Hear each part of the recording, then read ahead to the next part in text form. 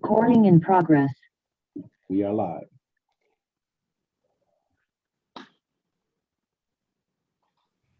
We are live. That's what I'm talking about.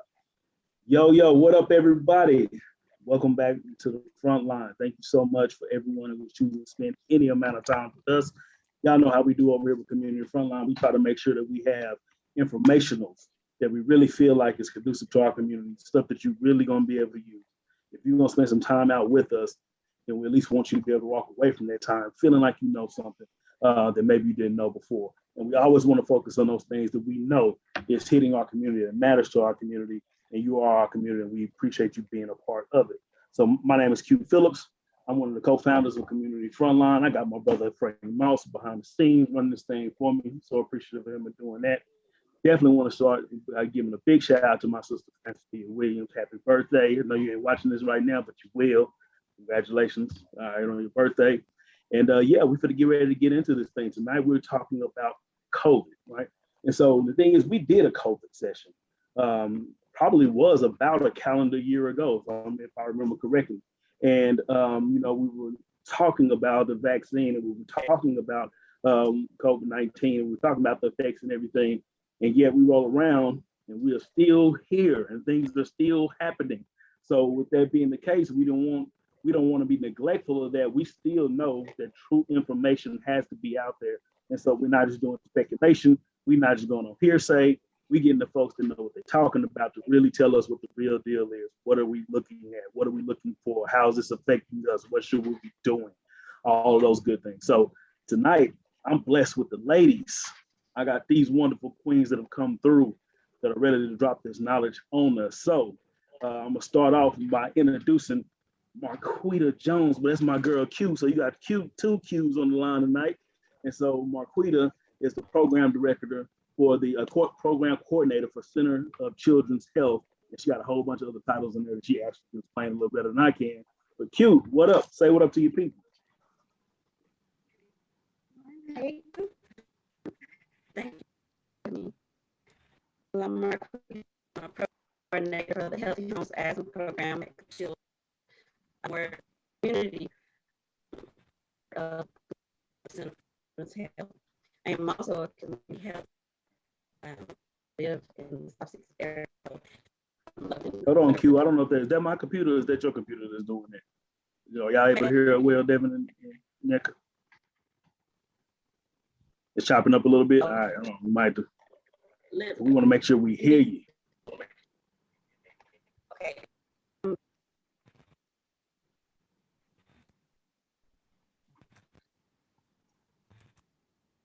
All right, see if you work on that. See if you work on that just a little bit. And then, yeah, log back in. I'll go to these other wonderful ladies. And then when you come back, we want to make sure to be able to hear your titles, what you do, and your claim to this whole thing. So let me go over to this other side and hear my girl Devon. So funny thing is also to try to introduce myself to Devon, because I ain't seen her in a long time. She like, we went to school together. I'm like, oh, snap, you pimping. So it's good to see my homie again, Devon Armstrong. What it do? Say what's up to your people. Thank you, Q. Thank you guys for having me. So my name is Devon Armstrong. I am the director of outpatient case management at JPS Health Network. So I have been at JPS for almost 8 years. I am a nurse by trade. In my role, I have RN case managers, I have social workers, and I have community health workers, case management coordinators who work in the outpatient space at JPS. We have several case management programs, and one of the programs that I manage right now is the COVID home monitoring program. So we'll talk more about that, but we have a lot of patients at JPS that are referred to our COVID home monitoring program, and we're able to wrap our arms around them and support, provide symptom management to them while they are at home recovering from COVID. Straight up. So thank you so much for spending your time with us tonight. Looking forward to a real informative conversation. And thank you for everything you're doing out in our community as well. And so, of course, last but not least, and then, of course, when Q come back on, we'll allow her to be able to kick her knowledge and let us know who she is. We got our doctor in the building, Dr. Nnyekaa Collins. What it is, say what's up to you people. Hello, my name is Dr. Nnyekaa Collins. I am an geriatric medicine physician. So I'm a primary care physician for patients 60 years and older. I work at the JPS Magnolia Health Center, which is a patient-centered medical home for older adults here in Fort Worth. So all of our patients there are 60 years and older. And I'm also the medical director there. So, throughout the last, how long has it been now? 18 months or more. We've been caring for a lot of our patients here in the city, doing their chronic medical care, as well as advising them about COVID vaccines, COVID disease, and, helping them to live a healthy life on a day-to-day. Thank you guys for the invitation. Indeed. No, thank you for always answering every time we call, because we got to call you a lot because we know you're going to give us what we really need. So no, we really do appreciate that. And so, so just to get our conversation started, and we also invited our cousin, Vinny Taneja, Tarrant County Public Health Director. He's out there doing important work at the moment, but if he gets an opportunity, hopefully he'll be jumping on with us in a little while too, because we want to get a full scope of what's happening as it turns to this pandemic. So to begin with, you two ladies, particularly you all serving two different roles, and even Debbie, you mentioned about nursing being your trade, and now you're director of you have these people underneath you, but you're seeing it in a different role than Nnyekaa seeing as a physician. So just talking about where's the impacts you're seeing as far as when it comes to COVID-19 and your particular role, and how is it affecting your day-to-day operations, your job? What's going on with that in your world when it comes to that?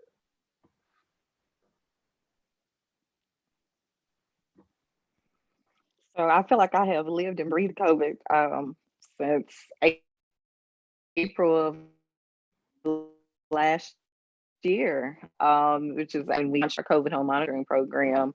But over about a week's time, we had operational leaders, and then we had physician leaders come together to try to figure out how we could plan. What are we going to do to prepare for these patients who we know were really going to come through the doors at JPS? How are we going to be prepared?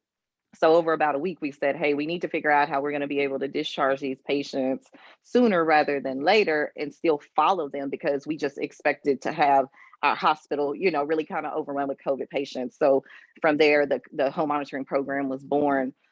And so within the program, we have RN case managers who follow these patients after they get home. So they may discharge from the hospital and be referred to the program. They could be diagnosed with COVID in the community by Dr. Collins, for example, and be referred to our program, not needing to be hospitalized. And then the RN case managers will do symptom monitoring. So they're going to call them every day. They're going to make sure that their symptoms are not increasing. They're going to answer all of their questions. They're going to connect them to care, specialty care if they need it. We always have a doctor who we work with who is on call 7 days a week. The program operates 7 days a week. And so we're able to reach out to the doctor and kind of share the concerns and escalate whatever we need to. So if there is a patient who is at home that may look like, their disease may be progressing, we can send them back to the emergency room so they can get assessed. And if they need to be admitted to the hospital, we can do that at that time. We also have patients who are on oxygen at home, but they're not what we would call someone who needs to be on oxygen chronically long term. So just because of the COVID diagnosis, they are receiving oxygen, and we're monitoring them, hopefully trying to wean them off, get them off of the oxygen. So we do that with our patients about 10 to 20 days. We're following them. We have a social worker who is calling all of our patients. And so they're doing those needs assessments and seeing, do our patients have food? Do they have somewhere to live? If they have transportation issues, we're trying to figure out how we can connect them to those resources that they need so they can recover successfully at home. So as far as it's really inundated with whatever needs we have pertaining to COVID. COVID is a priority. It's not our only thing that we're focusing on right now. So we're juggling multiple things, right? Our patients have COVID, but our patients have hypertension, they have diabetes, they have COPD, they have a host of other things that we have to try to figure out how we can manage. It is nonstop in being available to the team and to the patients. So even though I'm a director, I'm always available to the team and to the patients, to whatever care they talk to them, misinformation that has been passed around. So any opportunity that I can get to, actually share some knowledge with the patients, I welcome and I share that information.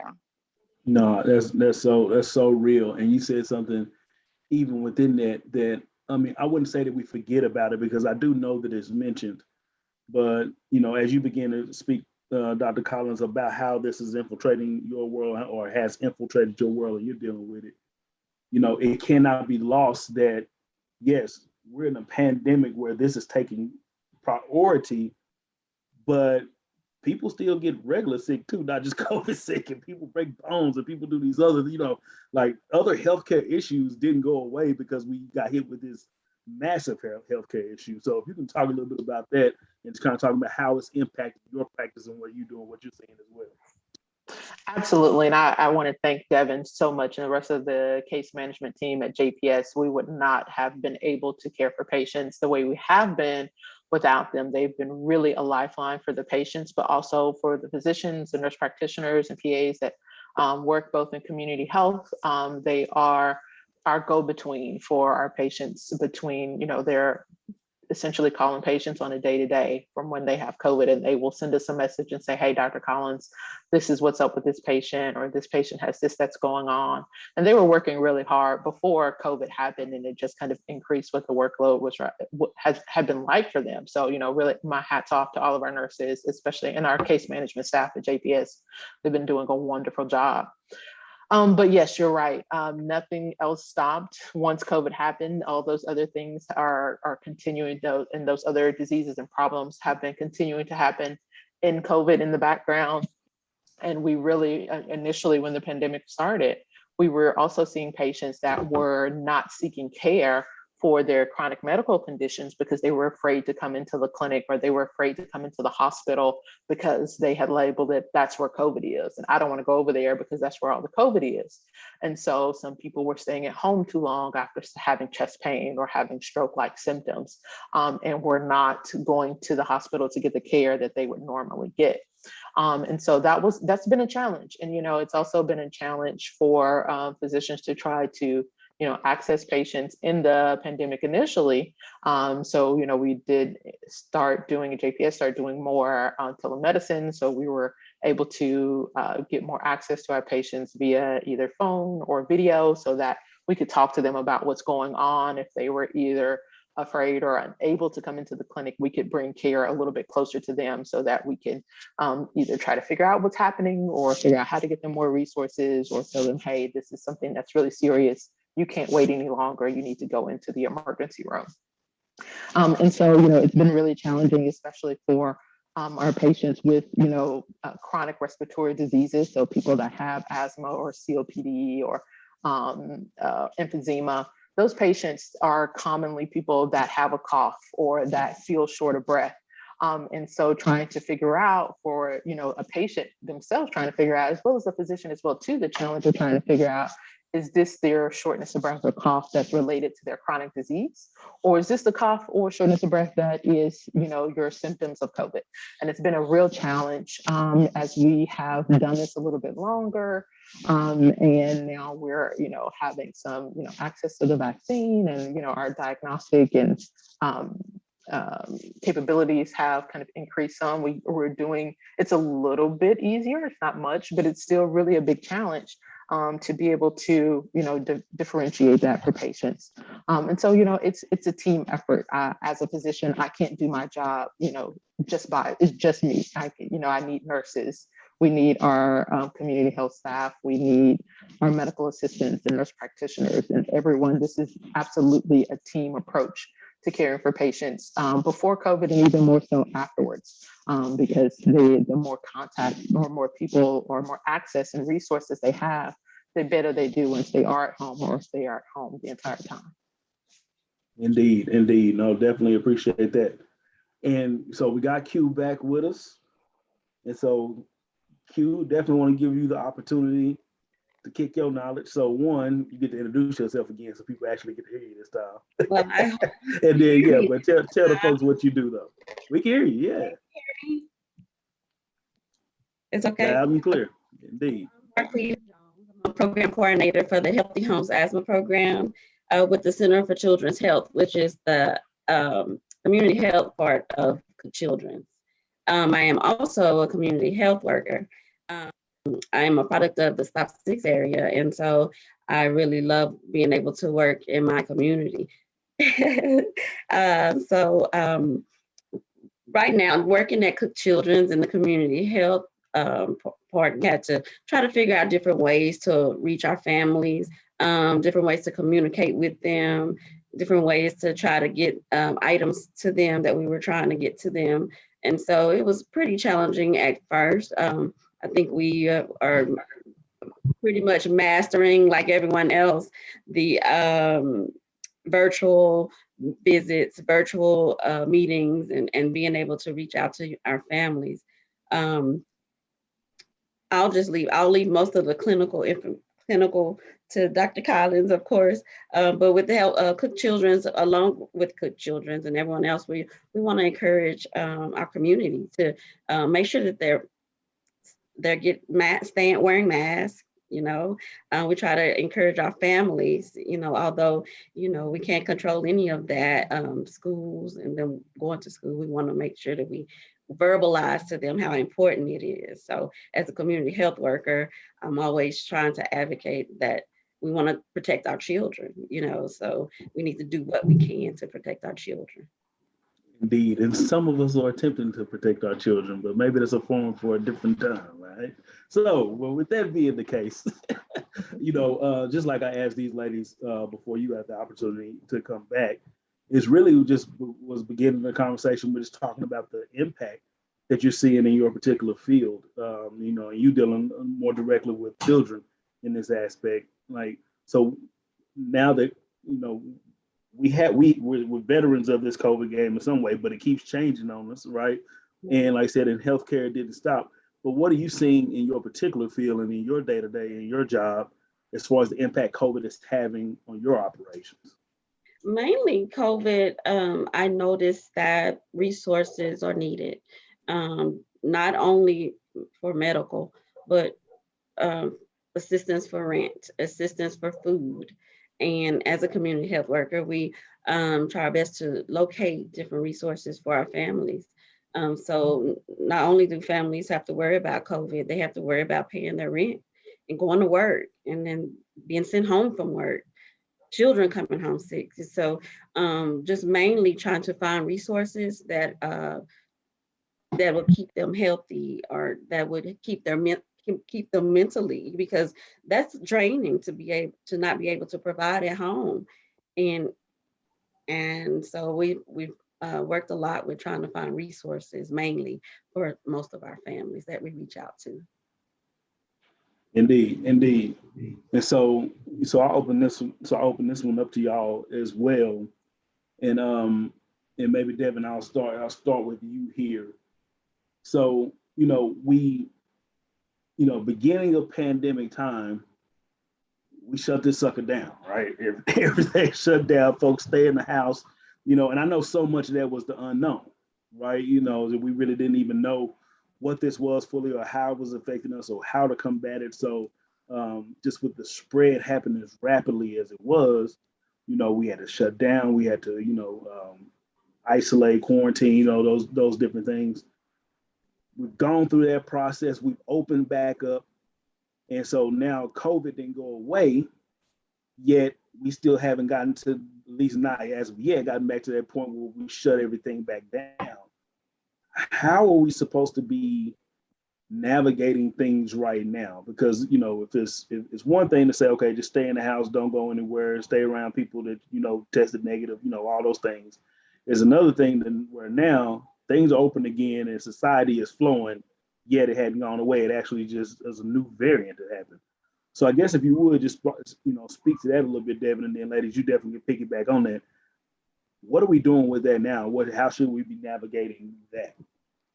So I actually want to touch on something that you said just a few minutes ago, and then I'll get to that point Okay, too. sure. You mentioned how it seems like we've changed so much, right? And I hear that a lot about people saying, oh, well, maybe science is confused.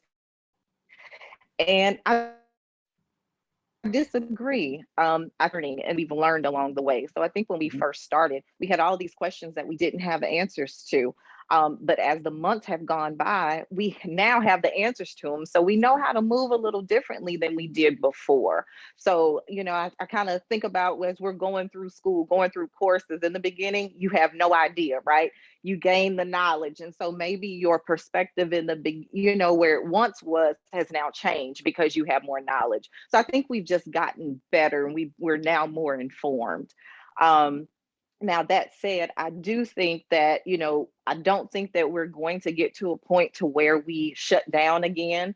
I think there are a lot of financial implications to shutting down. So I don't know that that is something that we can afford to do, honestly. But what I do think we can do is protect ourselves and others. And so, I think that, wearing a mask, the vaccine is available, the hand washing, the social distancing, those are the things that we can do to protect ourselves and hopefully slow the spread of COVID.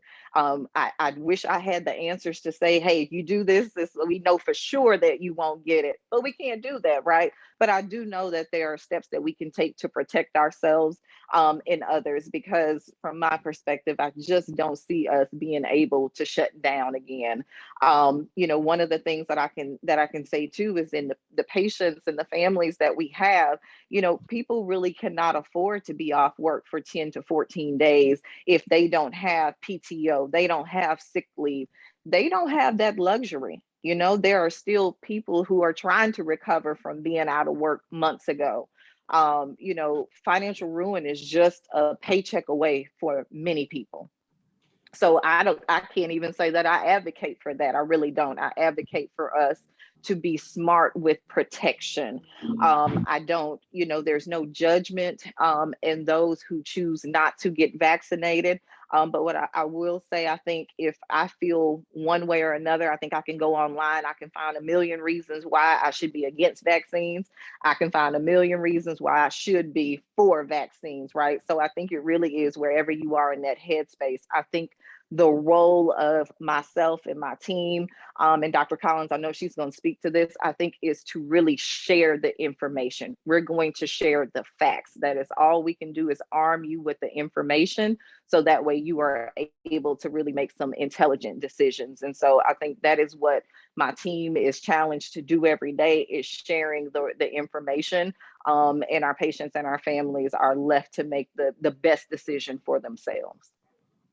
Absolutely, absolutely. And of course, frontliners, y'all hearing this knowledge, if you have any questions or anything you want to throw in the mix, please feel free to do so. We'll be monitoring the chat in case you got a question for one of these big brains we got on the screen with us right now. So, Dr. Collins, same thing to you. How should we be maneuvering right now?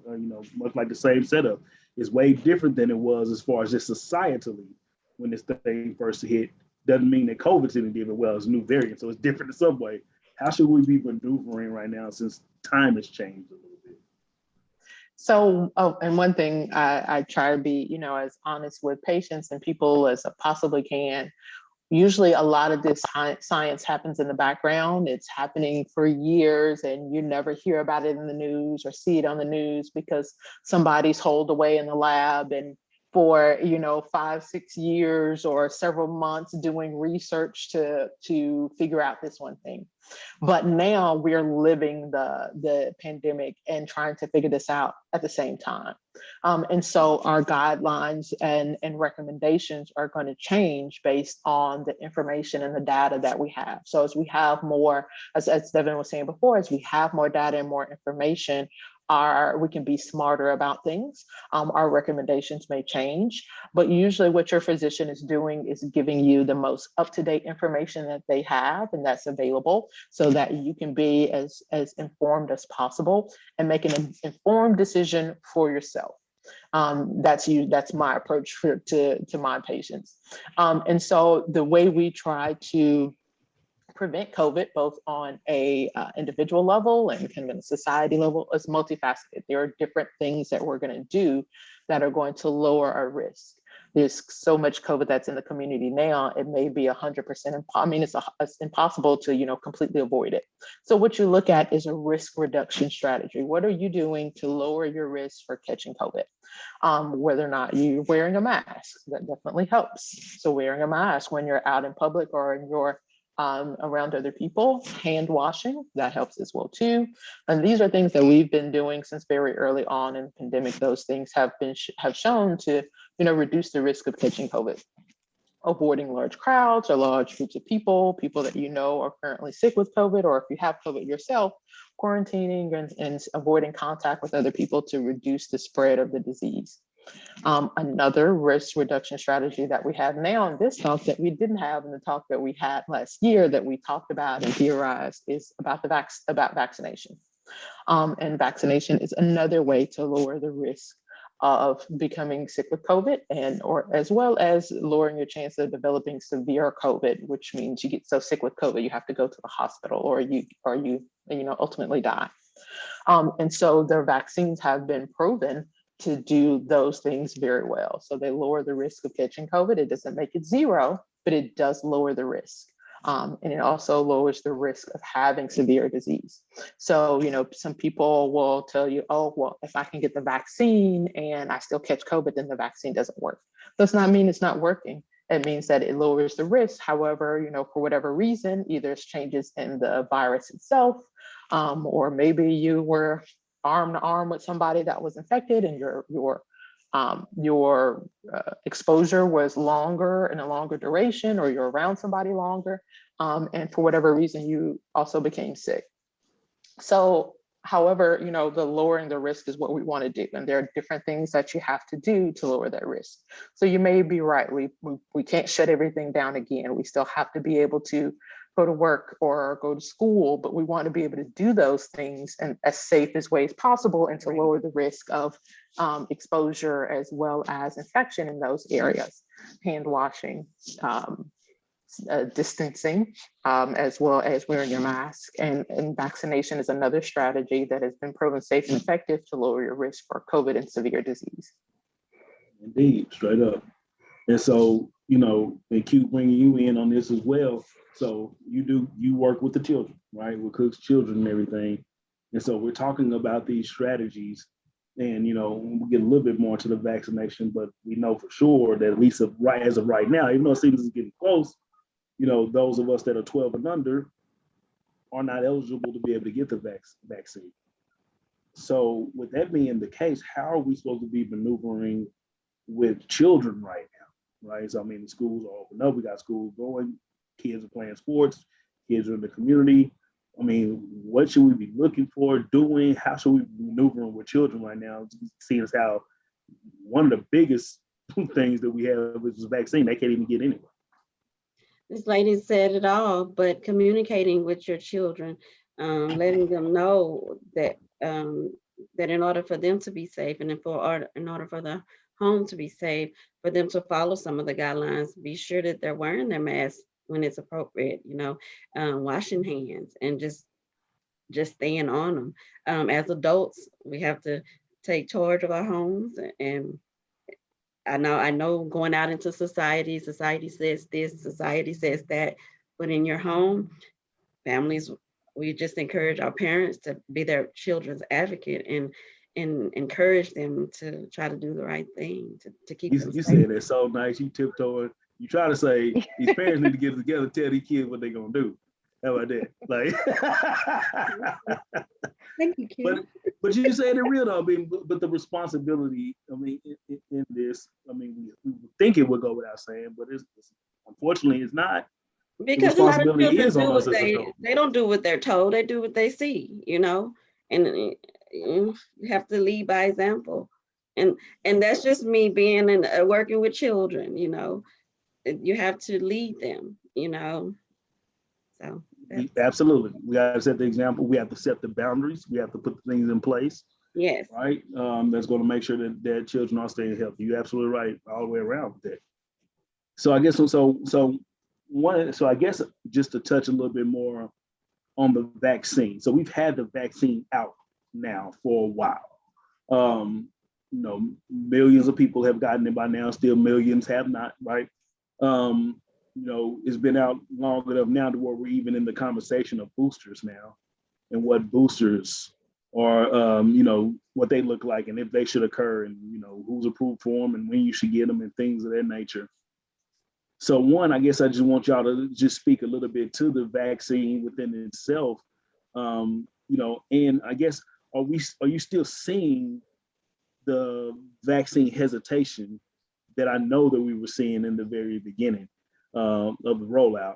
Are we still seeing that hesitation in the community of being vaccinated? Dr. Collins, Dr. Collins, you want to take it? Yeah. So yes, we still see that hesitation is still present. It is, I don't see as many people now, but I work in a geriatric clinic. So most of my patients are, like I said, they're over 60 and older.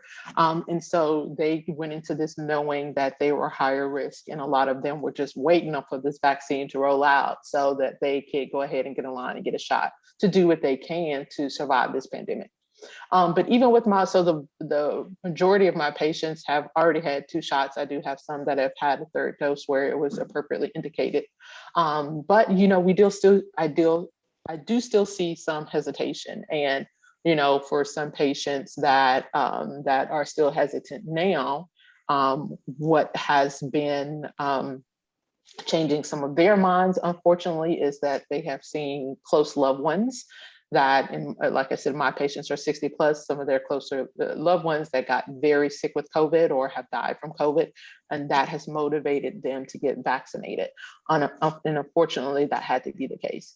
But some patients, they are listening to their physicians and what their physicians recommend, or their nurses or nurse practitioners or their PAs, whoever is, taking the time to sit down and discuss with them what the recommendation is, or answer any questions that they may have about vaccination. And that is another reason why I do this, because, in our community, there is still, it's not even, just hesitation, there's still a barrier to access to care.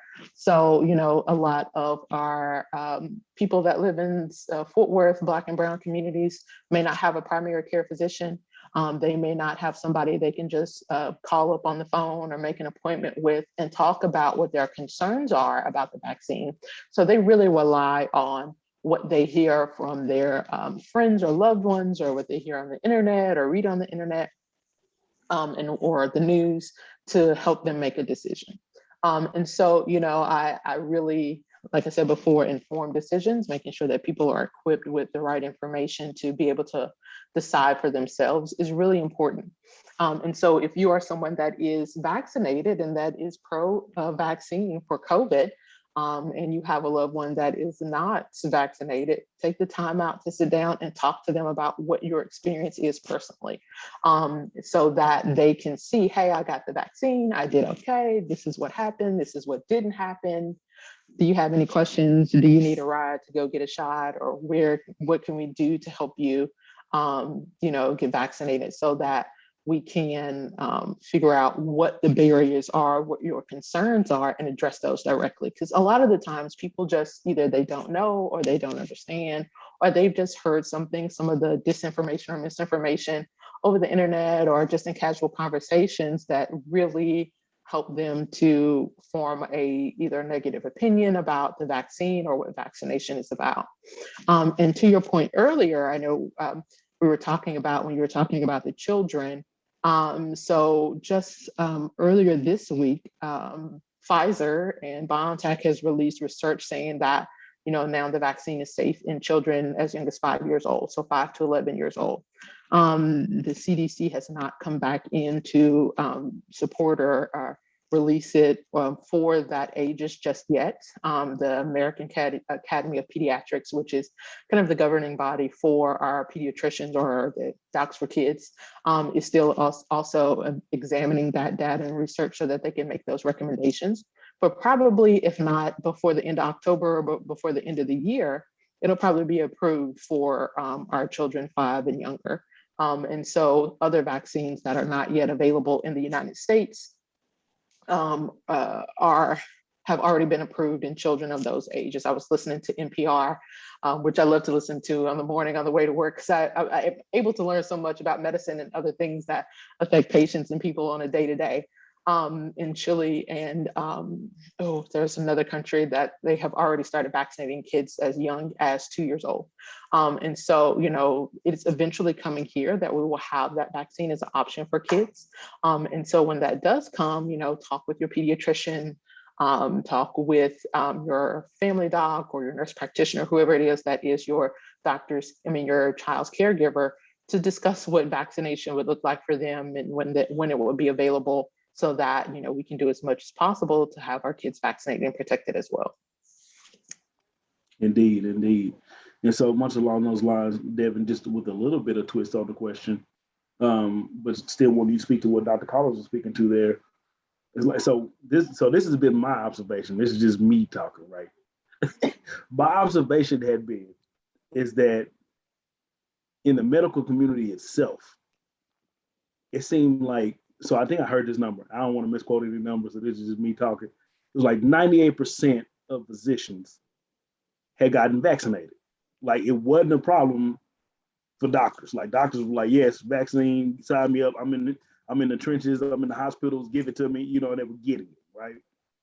And then in the medical community, it seems like nurses wasn't as high a number as it was for doctor. Like I said, I don't have a number to quote, but it really did seem like, and I know some personal nurses that I, as a layperson, not in medicine at all, was trying to convince them to get the vaccine, right? So I guess just speaking to a little bit, are you seeing that type of pattern too, doctors versus nurses and other medical professionals? And what is that gap or that misconception of what's happening there with it? So unfortunately, I don't have the stats, Sure. but I do know what you are saying is true.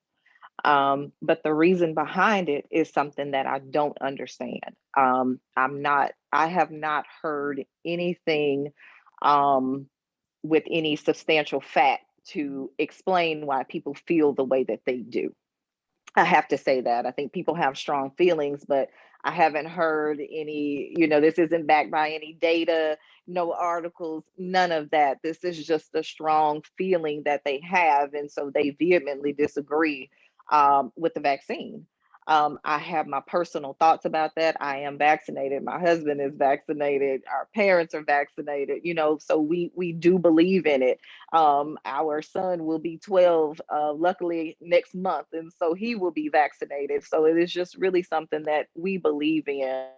I wish I had the answer and knew why people feel that way. I'm hoping that, as time goes on and as we get more and more information about the safety of the vaccine and the efficacy, that people will begin to change their minds. It is new. And with certain things, with shoes, clothes, cars, whatever is new, people want it, right? But if there's a new therapy, right, people are in line to get not medicine though. Medicine though, nobody want to be the first. Right? But not in medicine. We need to make sure this is right. This doesn't feel comfortable. But if there's some new Jordans that came out, I'm gonna line up and I gotta get my ticket. I gotta be there. I gotta get them. Gotta have it.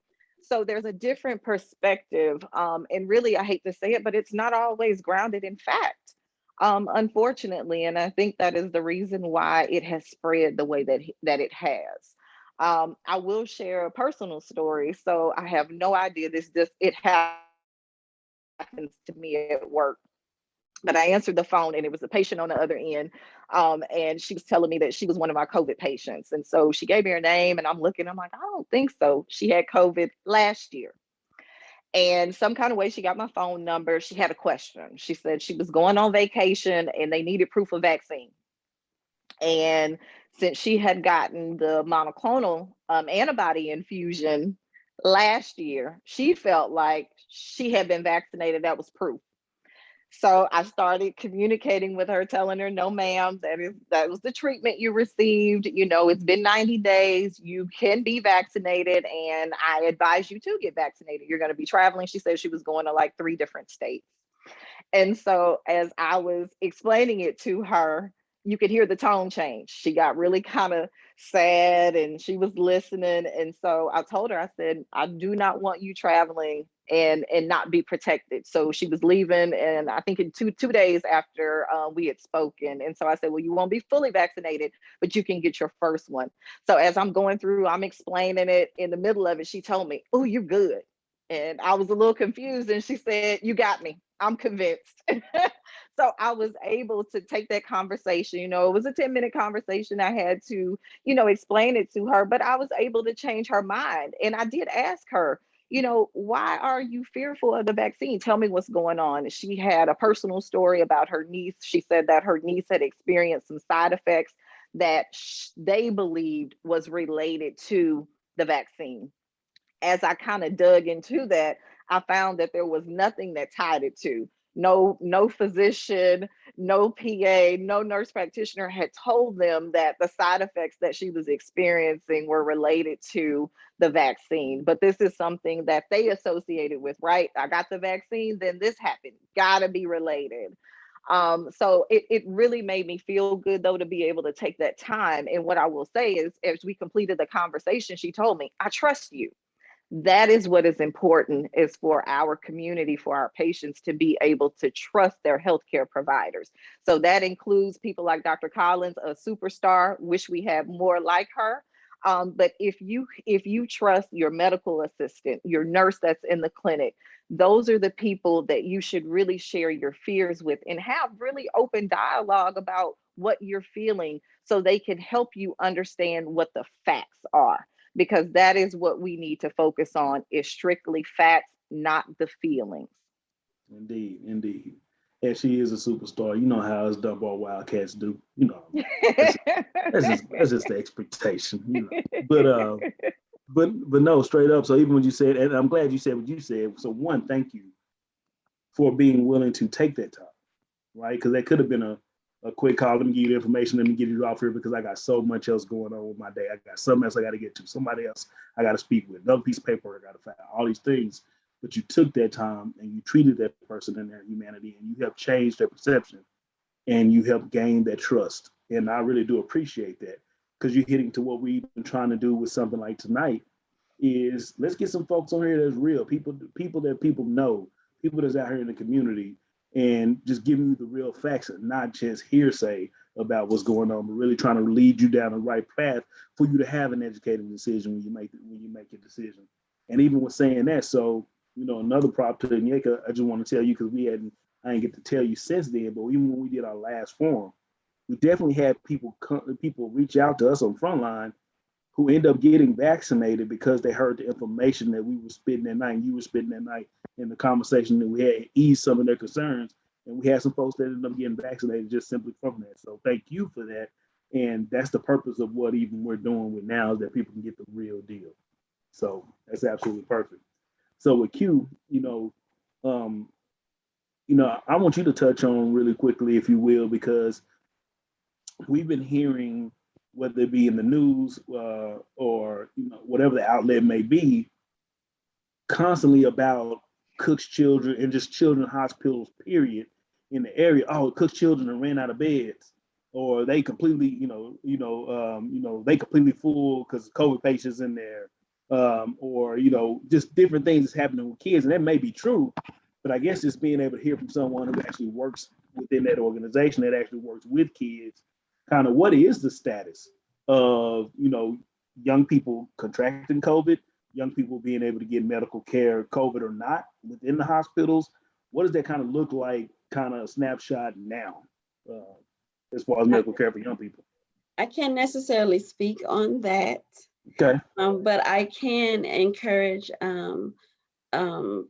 families to make sure that they reach out to their primary care physicians, find out what the symptoms are, find out the exposure, find out who, the symptoms, and that can determine whether they can just go to the primary care doctor or go to the emergency room. If it's something that can be treated at home with the advice of your physician, then I would encourage them to do that. And if the physicians encourage them to go to the emergency room, I encourage them to do that. But otherwise, I have to leave the clinical information for Dr. Collins. No, cool. Not a problem. It's just that, yeah, I mean, we hear that, but but yeah, people just use it in making sure both you ways. have a primary care, you have someone to reach out to, a primary care doctor. Like she said, a nurse, an MA. I reached out. I was a little concerned myself at the beginning about the vaccine. I reached out to a physician that I worked for years ago, just to calm me and he encouraged me, of course, and I wasn't not going to do it, but I just needed to know, get information, be more informed. And so I was able to reach out to him. I mean, if there's something that you want to know, you have to be able to trust someone. Like Devon said, reach out to someone and just ask the questions. There's no dumb questions, just you have to ask. No, absolutely. And so one, you're absolutely right. If you have that primary care position, make sure you reach out, getting information there as far as care and everything. So for those families who don't have a primary care physician already on deck, what kind of advice would you give them? And hell, it don't even have to be COVID related. Of course, it can be. But what advice would you give them as far as medical care if they already don't have a primary care physician? Well, one of the things that we do, of course, as community health worker is seek out resources for them. I often text links to my families. I text different networks, physician networks. If it's someone, especially with the children, but if there's an adult, I'll seek out JPS for some of my families. Just being able to find those resources for them and encourage them, and let them know that it is important to have medical care. Yeah, a lot of people really, sometimes they have to build up that trust to go to the doctor. A lot of people don't go to the doctor because they don't trust them. But we have to try to encourage them and let them know that the physicians are there to help. And we just have to try to encourage them to find someone. If we can't encourage them to do that, we just send them the links, send them the resources. Yeah, indeed. And so I want y'all to address this one for me, ladies. What is and you can go to more than one if you want to, but I really do want to know, what's the biggest misconception y'all keep hearing right now as far as when it comes to COVID? What's that thing you tired of hearing folks out here saying, you know what, that is just all the way wrong, right? Right? Because we hear them all the time, people making arguments for why they should do what they COVID is a hoax, mask, no mask, vaccine. I mean, it's surrounding so many things, but we keep hearing, but everybody became medical experts all of a sudden, and able to tell you why it's real, why it's not, why you should do this, why you shouldn't do this. What's the biggest misconception you're hearing? And you like, no, let me tell you the truth about that. That ain't this, right? So Devon, what about you? What are you hearing? Oh, there's several. But I'll only give a couple. I think as far as the vaccine goes, the misconception that you are getting injected with active COVID. That is not true. That is a lie. That is not true at all. The second thing is that you're getting chipped. That is going around too, that when you're getting, right, you're laughing, you get injected, they're putting a chip in you, they're tracking you, but one of the biggest trackers that we have, we're using it right now, social media, but our phones, right? We can't go anywhere without our phones, and we have all of our information there. But that is a huge one. And then I think the other misconception that I think is offensive to us as healthcare providers is that we are coding, labeling everything that comes into the walls of the hospital, into our clinics, as COVID. No matter what happens, I got a stub toe, I got a sore throat, I have whatever. We are labeling it as COVID because we are getting the government dollars associated with it. So in essence, we are lying. I think that is something that is really hurtful and offensive to all of my colleagues, because that is not what is going on at all. I think those are my biggest three that I'll leave it at. I know Dr. Collins has heard a lot, so we'll see what she has to say. Yeah, no, so you right, especially that tracking one. I'm glad that one right there, you hit it well. If they want to find you by now, they got many other ways to find you They other than got you. tracking you through a chip. There's cameras on our TV, on the laptop I'm using right now. We got our tracking devices on our phone. If they want to find you, they go find you. They got nothing to do with no chip in your arm from a vaccine. But yeah, so Dr. Collins, yes, the Well, biggest but you misconception. probably Oh, go already ahead. told them on social media. You put everything there. Right? You checked No, I was in. just gonna say you put everything on social Yeah. media, Yeah, everything. you check it in. You got location services going. You got Find My iPhone. You got everything happening. So yeah, no, absolutely. So yeah, Dr. Collins, biggest misconception you hearing out there, like, no, that's just wrong. Um, and I won't say that I've heard this from my patients because most of my patients are beyond the childbearing years, but that the vaccine makes you infertile, that it takes away your ability to have kids. That is also not true as well. I have heard as well that some people say that, oh, pharmaceutical companies are just trying to make money off you, or the doctors are trying to get rich, trying to give you this vaccine. If people are getting paid to give vaccines, I'm not one of them. So I don't know where that is happening, but that's not the case. We're not getting any kickbacks for that. What we want, or what we're trying to do, is promote, like I said, risk reduction. So lowering the risk of severe disease and trying to keep people as healthy as possible.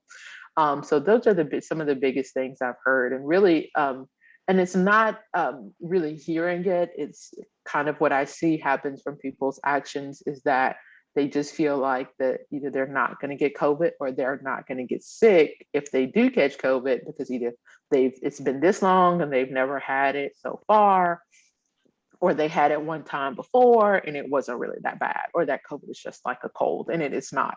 And as COVID continues to change and we're seeing these new variants happen, we're seeing that the disease is changing in ways that it's going to do its best to survive. So that may mean that, it makes people sicker faster, or more people are getting sick, they're more infectious. And so, this thought that, if I haven't caught COVID in the last 18 months, then I'm not going to catch it. That is not the case. The risk is probably as high, if not higher now than it was previously. And so, it's that is still going to happen. If you haven't caught it, you're very blessed and fortunate, or if you had a mild case of it before, that doesn't mean that the second time around, or for some people, the third time around, that it's going to be the same way. Absolutely. Absolutely. And I know we definitely saw that in the athlete where I think Lamar Jackson, quarterback for the Baltimore Ravens, has had it twice now. So yeah, it's coming to where it's like, yeah, just because you had it, I mean, you can't get it again. So no, absolutely. Q, what about you? Biggest misconception you hearing out there? Mine is more of a pet peeve. Wearing a mask under your nose. That it really drives me nuts. I'm like, you're defeating the purpose. You're still breathing in. Cover your nose, please, your mouth and your nose. So that's mainly one of the things that just, and of course with children, you have to remind them, but that's seeing adults, it just pretty much drives me nuts. Just put the mask on, right? Right. If you go wear it, don't defeat the purpose. Wear it like it's supposed to be worn, right? But yeah, absolutely. But I'll tell you. So, go ahead, please. Yeah. I know. I was going to hop on that as well too. I had a patient tell me the other day, they didn't want to keep their mask on because they didn't want to breathe in their own carbon dioxide. I don't want to breathe in my own CO2. I was like, sir, that's not how this works. You're not breathing in your own CO2 because you have a mask on. The mask doesn't lower the oxygen levels. You're still able to breathe normally. It may feel uncomfortable because there is something covering your nose or mouth, but your oxygen levels are the same if you're wearing a mask. Even if doctors are walking around hospitals in an N95 and a popper, which is like almost basically a hood for 8, 12, 24 hours a day, and they haven't keeled over and passed out, then a cloth mask or a regular surgical mask is not going to be an issue. You're still able to breathe and get the same amount of oxygen as you were when you didn't have a mask on. Straight up. No, absolutely. And so yeah, so mine for sure is when having these conversations about the vaccine, folks talking about, well, I just got to do my own research. you ain't doing no research about it. So if there's one thing, if you really are. So like Q said it a minute ago, hey, when the thing came out, I was a little hesitant. I got on the phone with a doctor friend of mine. She broke it down for me. Boom, right? That's legit, right? And so, and particularly early on, definitely understand. You know what I mean? Like I said, medicine, you don't want to be the first a lot of the times. You know what I mean? We're like, hey, let's see if this thing will work out for folks, right? So we get it. But we into this thing now. Y'all know what the vaccine is. Well, I need to see what's in it. You don't know what's in nothing else you put in your body either, right? So that what gets me with folks. I need to do my own. Now, if you legitimately going to research, I'm down. I love that. I encourage that by all means. But when you just saying that as the cop out, right? When you just well, let me go. When you actually gonna conduct this research to find out whether or not you're supposed to be getting this vaccine.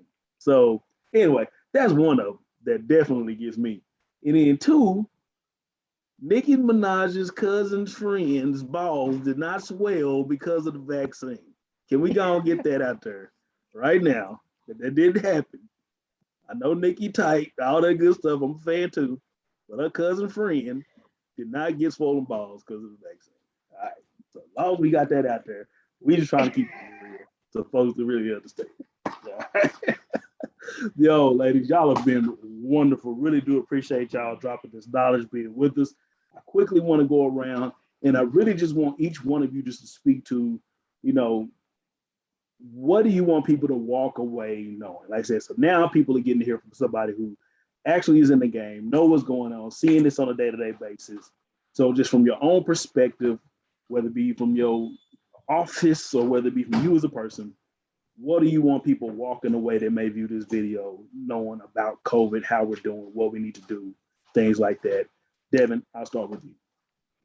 The first thing I want people to do is to protect themselves. So get vaccinated. If you don't want to get vaccinated, please wear your mask, do the social distancing. Please don't be in large crowds without a mask around people who are sick. Those are the things that I ask. The other thing is to please get connected to primary care. I cannot stress enough how important it is to have a primary care provider, especially for people of color, right? We are all people of color here. It is really important for us to get a provider so that way we can make sure that we have a plan for our health and wellness. That is what is really passionate to me. COVID, no COVID. That is what I want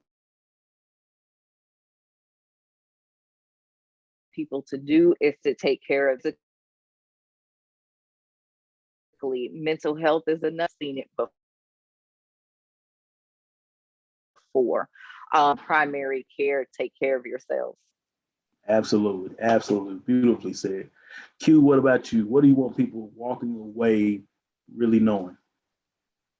First of all, protect yourself. Just make informed decisions on your care. Also be an advocate for your family, for your children. I know there's a lot of talk in the school districts. Be your child's advocate, and just protect yourself. Indeed, be your child's advocate. I love that. I never say it that way now. So what do we need to know as we get ready to get out of here? And Marquita said that really protecting yourself. We have to survive this pandemic. You have got to make a plan for yourself, for your family, for your loved ones to survive. What are you doing, and to avoid, getting infected with COVID? What are you going to do to, like we said, lower those risks? Think about those things on a day-to-day. So, if that is consistently wearing your mask appropriately, covers your nose and mouth, hand washing, avoiding those large crowds. Even if you have been vaccinated, you still need to wear your mask in these large areas, or if you're exposed to other people, because we do know that you can be fully vaccinated and still catch COVID. So continue to wear your mask. And I don't want to. I laughed earlier when you were talking about people doing their research and how that can really there's something that we have to be cautious with, because you do need to be informed, and there isn't, you may not be able to ask all of your questions to the doc, or you may not have your doc. So you need to be aware of the information and where you're getting the information from the internet when you are doing the research for yourself. The internet is a place where anybody can go and put whatever they want, wherever they want. And so not all sources of information are equal. So finding a place that you trust that has a good source of information that's going to give you accurate information is important. I usually will refer patients to the CDC, or the Centers for Disease Control website, for information about vaccines and new diseases. There's also the National Institutes of Health. And there are a lot of other medical organizations that have a plethora of information online, not only about COVID, but about other diseases and vaccines and anything that you may have a question about. So looking at some of those online resources, be it the Mayo Clinic or Johns Hopkins, or Carnegie, Cleveland Clinic. So there's so many research institutes of people that are doing the research somewhere holed up in a lab or in a library, reading books like these all day and night, and simplifying it as much as possible, or putting it in ways for us to be able to understand and consume and make decisions with. So be aware of the information that you're getting and where you're getting it from. And also, as Devon said earlier, getting a primary care physician. So, if you have insurance, being able to, if you haven't seen your primary doc in a few years, it's time to go in for that annual visit or your checkup. I think we do a better job of taking care of our cars than we do of our own bodies, because we'll take that car in for regular scheduled maintenance, because we know if you don't get that oil change, that's going to be arm and leg. You're going to have to buy a whole new car, and your whole livelihood is affected. But we don't do that with our bodies. We don't take our bodies in for our regular scheduled checkups to make sure that everything is good. But you only have one body. You can't go in and buy another one of those. So take care of it.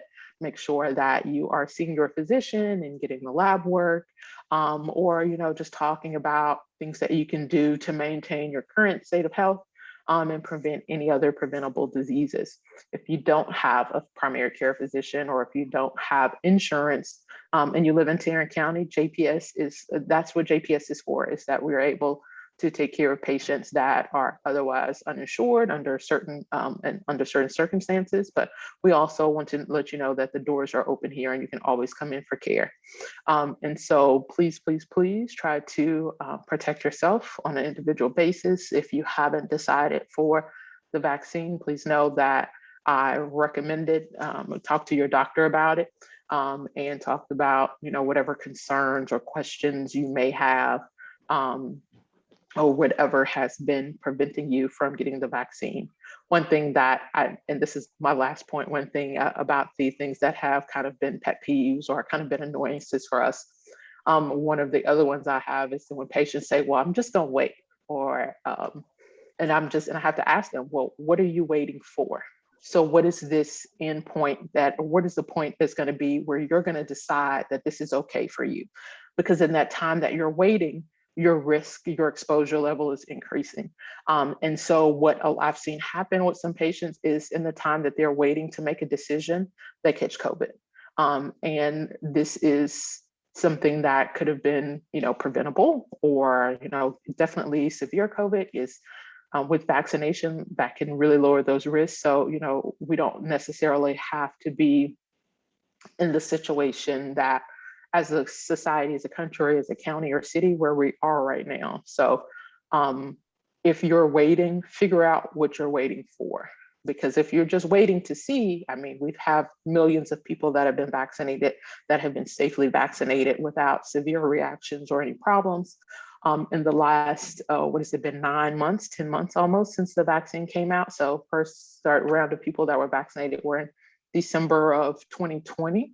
And so we're quickly approaching a year. So figure out, ask yourself, what is it that you're waiting for? I have some patients say that, they're praying, they're waiting to the Lord. Well, how will you know when the Lord is talking to you about this vaccine?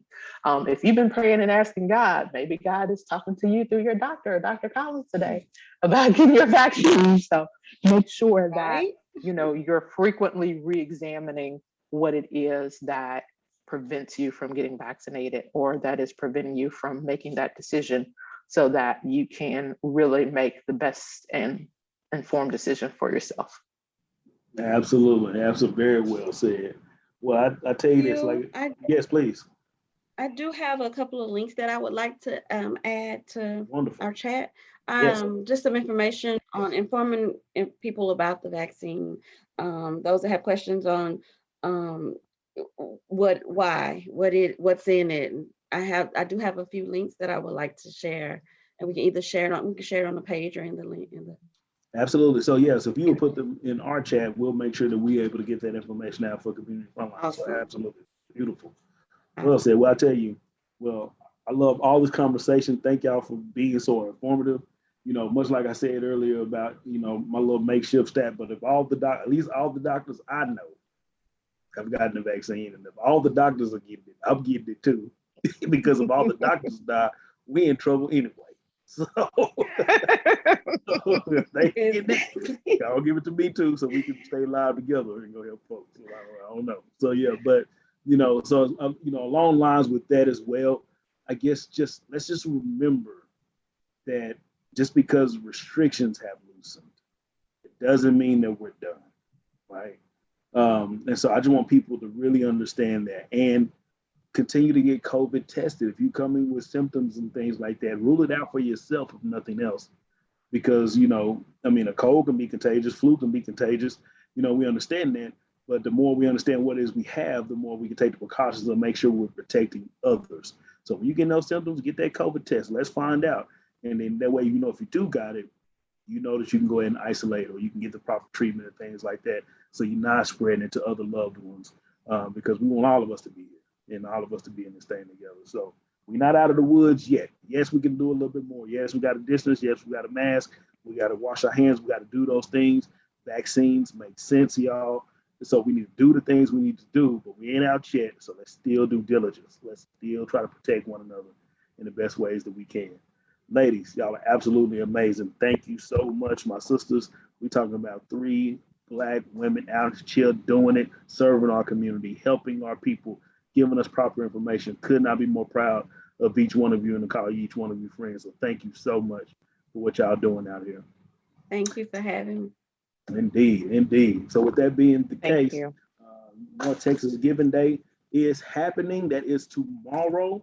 So as you are finagling through who you're going to give to on North Texas Giving Day, just know the Community Frontline is one of those organizations that we would definitely be thrilled if you chose to do any of your philanthropy with us, because all we want to do is make sure that we're serving our community and helping the folks that need. So as you're perusing around, and if you're thinking about giving it all, just know that we will be very grateful if you chose us to be that vehicle in which you chose to donate some of those dollars. So you'll see that around tomorrow on our social media sites and all that other good stuff. So with that being the case, thank you for joining us this evening. These wonderful ladies are amazing, and listen to the information, take it, spread it, the real information, not just something you saw on some site somewhere or your cousin told you. Take this information and spread it.